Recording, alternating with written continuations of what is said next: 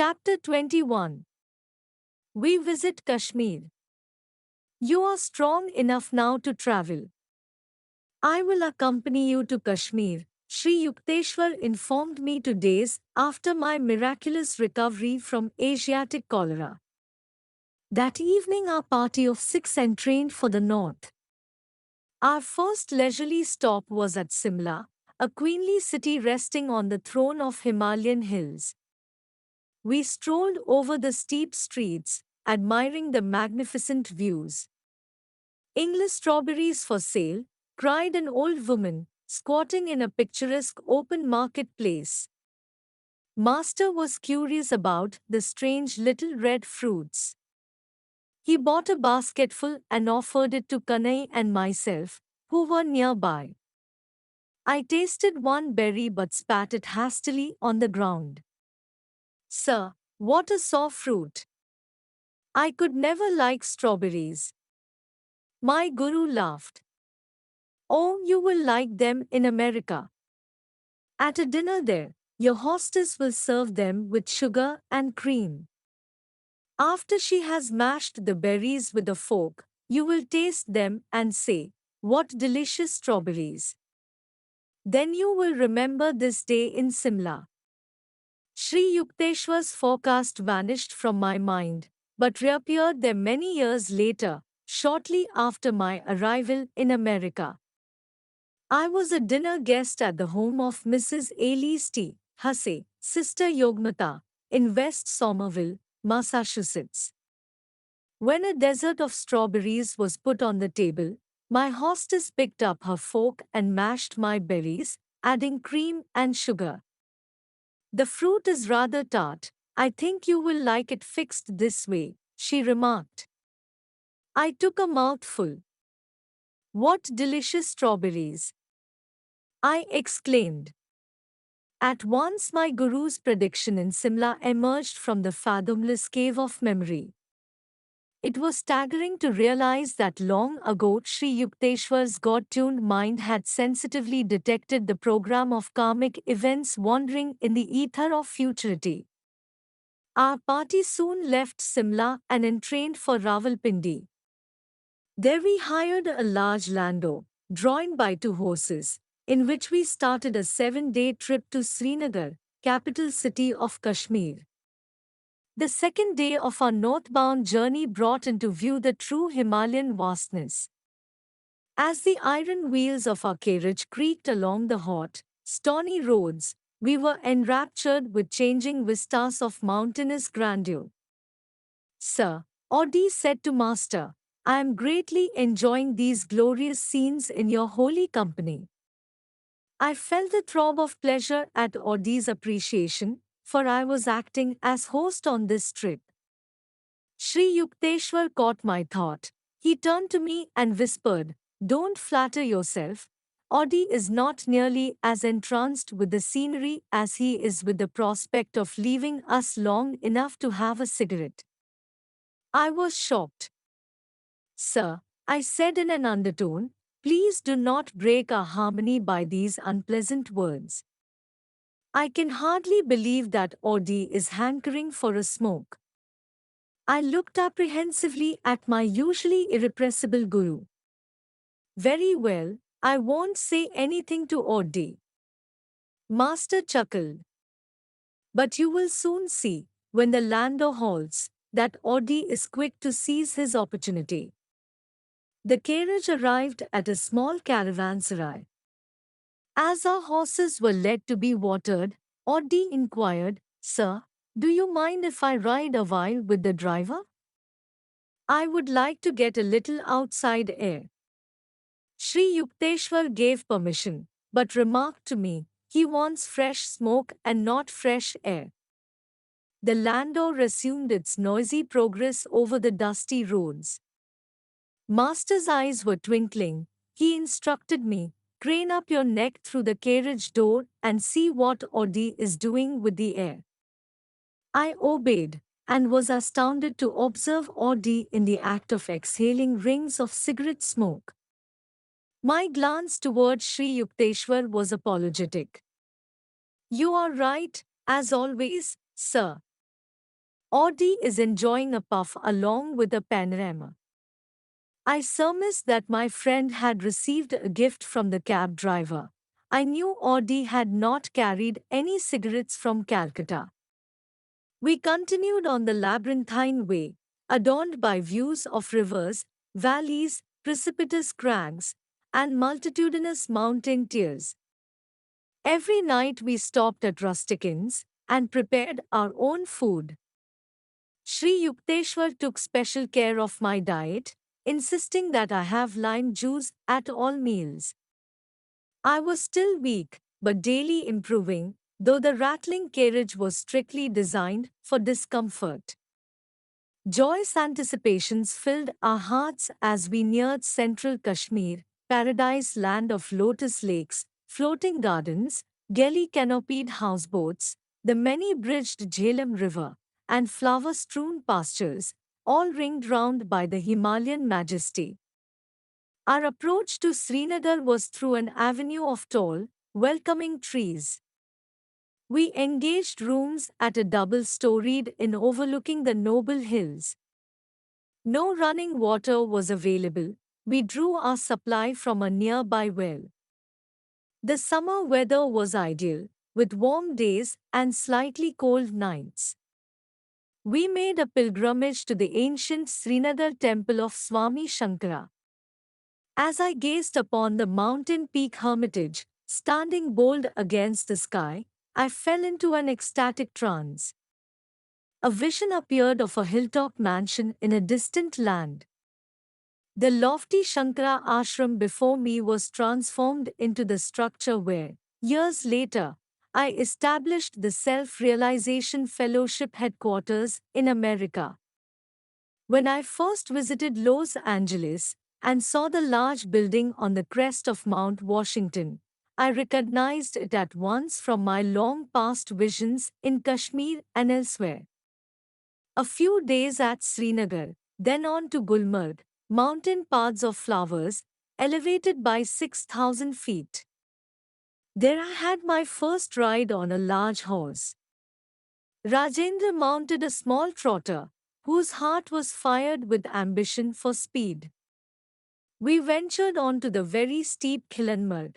The path led through a dense forest, abounding in tree mushrooms, where the mist-shrouded trails were often precarious. But Rajendra's little animal never permitted my oversized steed a moment's rest, even at the most perilous turns. On, untiringly came Rajendra's horse, oblivious to all but the joy of competition.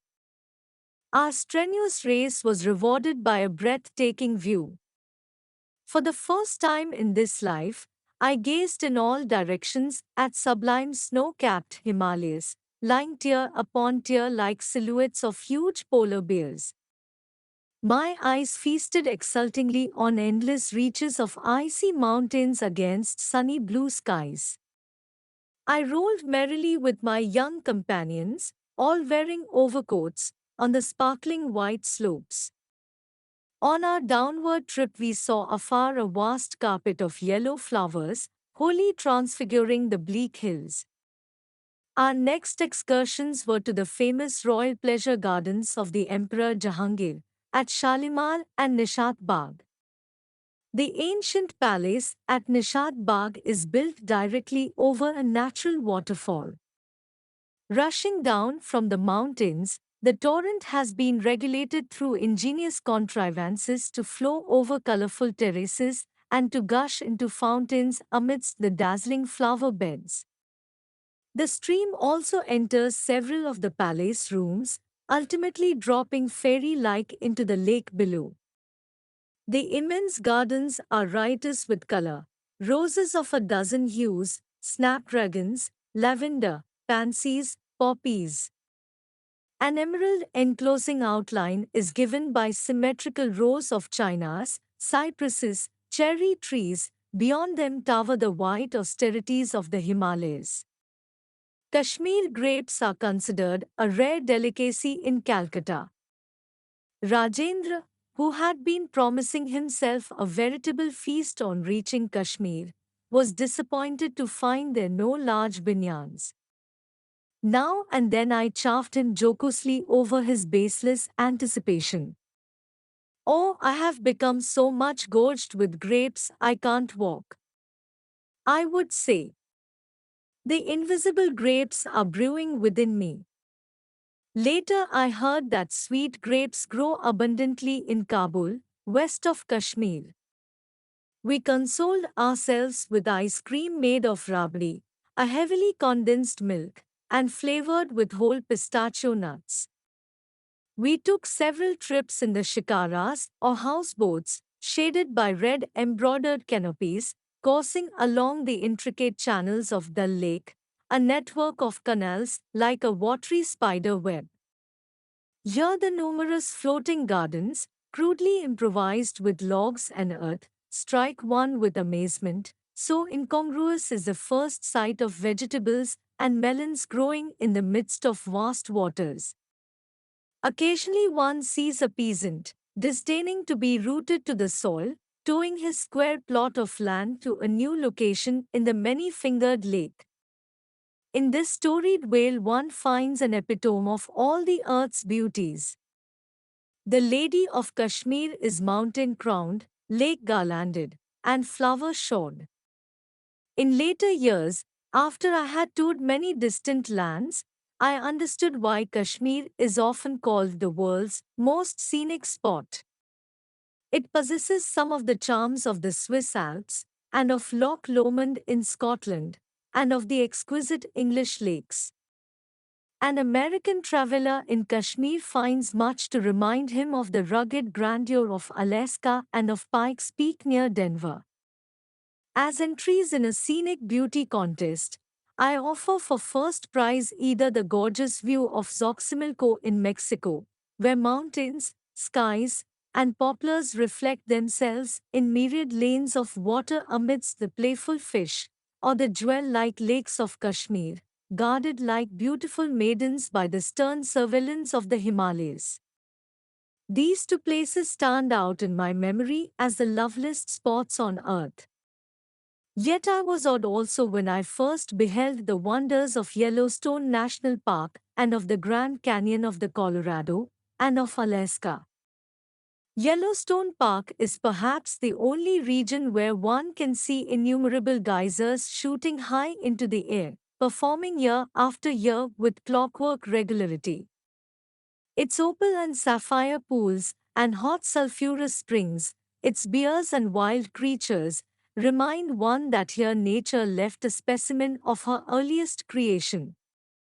Motoring along the roads of Wyoming to the Devil's Paint pot of hot bubbling mud, with gurgling springs, vaporous fountains, and spouting geysers in all directions, I was disposed to say that Yellowstone deserves a special prize for uniqueness. The ancient majestic redwoods of Yosemite, stretching their huge columns far into the unfathomable sky, are green natural cathedrals designed with skill divine. Though there are wonderful falls in the Orient, none match the torrential beauty of Niagara near the Canadian border. The Mammoth Caves of Kentucky and the Carlsbad Caverns in New Mexico, with colorful icicle lake formations, are stunning fairylands. Their long needles of stalactite spires, hanging from cave ceilings and mirrored in underground waters, present a glimpse of other worlds as fancied by man. Most of the Hindus of Kashmir, world famed for their beauty, are as white as Europeans and have similar features and bone structure. Many have blue eyes and blonde hair. Dressed in Western clothes, they look like Americans. The cold Himalayas protect the Kashmiris from the sultry sun and preserve their light complexions. As one travels to the southern and tropical latitudes of India, he finds progressively that the people become darker and darker. After spending happy weeks in Kashmir, I was forced to return to Bengal for the fall term of Serampore College. Sri Yukteswar remained in Srinagar with Kanai and Odi. Before I departed, Master hinted that his body would be subject to suffering in Kashmir. Sir, You look a picture of health, I protested. There is a chance that I may even leave this earth. Guruji. I fell at his feet with an imploring gesture. Please promise that you won't leave your body now. I am utterly unprepared to carry on without you. Sri Yukteswar was silent, but smiled at me so compassionately that I felt reassured. Reluctantly, I left him. Master dangerously ill. This telegram from Odi reached me shortly after my return to Serampur. Sir, I wired my Guru frantically. I asked for your promise not to leave me. Please keep your body, otherwise, I also shall die. Be it as you wish. This was Sri Yukteswar's reply from Kashmir. A letter from Odi arrived in a few days, informing me that Master had recovered.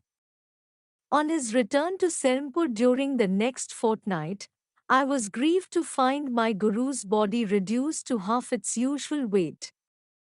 Fortunately for his disciples, Sri Yukteswar burned many of their sins in the fire of his severe fever in Kashmir. The metaphysical method of physical transfer of disease is known to highly advanced yogis. A strong man can assist a weaker one by helping to carry his heavy load. A spiritual superman is able to minimize his disciples' physical or mental burdens by sharing the karma of their past actions.